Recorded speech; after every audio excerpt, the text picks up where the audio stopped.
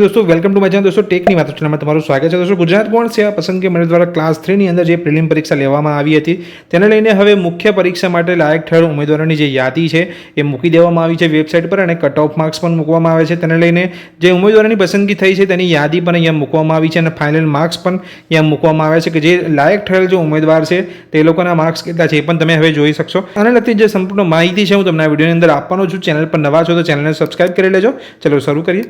दोस्तों વાત કરીએ જો તમે ગુજરાત ગૌણ સેવા પસંદગી મંડળની વેબસાઇટ પર જશો અને અપડેટ્સ ચેક કરશો। ગુજરાત ગૌણ સેવા પસંદગી મંડળ વર્ગ 3 ની અંદર જે ગ્રુપ એ અને ગ્રુપ બી માટે જે જાહેરાત ક્રમાંક 212 ને લઈને જે સંયુક્ત સ્પર્ધાત્મક પરીક્ષા પ્રિલિમ પરીક્ષાના અંતે ગ્રુપ એ અને ગ્રુપ બી ની અંદર જે મુખ્ય પરીક્ષા માટે લાયક થયેલું જે ઉમેદવારની જે યાદી છે એ મૂકી દેવામાં આવી છે। જેવું તમે પીડીએફ નો જે છે ઓપ્શન છે તેમાં ડાઉનલોડ કરશો એટલે પીડીએફ અહીંયા ઓપન થશે ને ત્યાંથી તમે કટ ઓફ માર્ક્સ અને જે ઉમેદવાર જે લાયક થયેલ છે મુખ્ય પરીક્ષા માટે તેની યાદી પણ તમે અહીંયા જોઈ શકશો। આપણે જોઈશું કે ગ્રુપ એ માટે જે મુખ્ય પરીક્ષા માટે લાયક થયેલ જે ઉમેદવારની જે યાદી છે એ કઈ રીતની છે અને તેની અંદર જે કટ ઓફ માર્ક્સ છે એ પણ આપણે જોઈ શકીએ છીએ।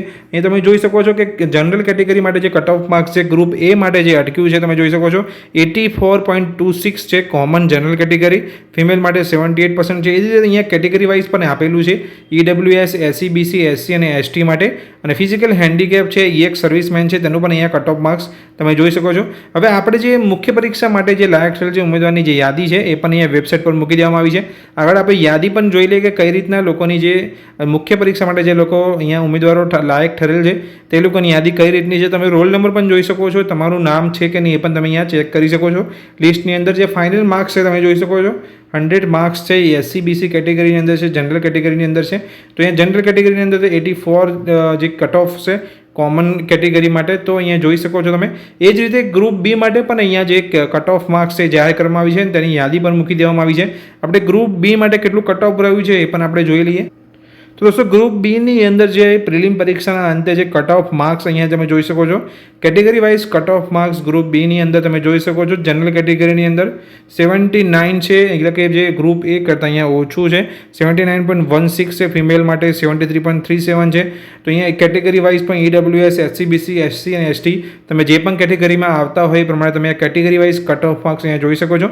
અને આગળ અહીંયા જે ઉમેદવારો અહીંયા પસંદગી કરવામાં આવી છે મુખ્ય પરીક્ષા માટે તેનું પણ લિસ્ટ અહીંયા આપેલું છે ગ્રુપ બી ની અંદર। તો અહીંયા જે યાદી છે જોઈ શકો છો દરેક નામ વાઇઝ અહીંયા જે માર્ક્સ આપ્યા છે ફાઇનલ માર્ક્સ અહીંયા જોઈ શકો છો તે પ્રમાણે અહીંયા જે મુખ્ય પરીક્ષા માટે જે સિલેક્ટ થયા છે એ ઉમેદવારની યાદી છે અને ફાઇનલ માર્ક્સ છે અને કેટેગરી વાઇઝ જે માર્ક્સ છે તમે જોઈ શકો છો।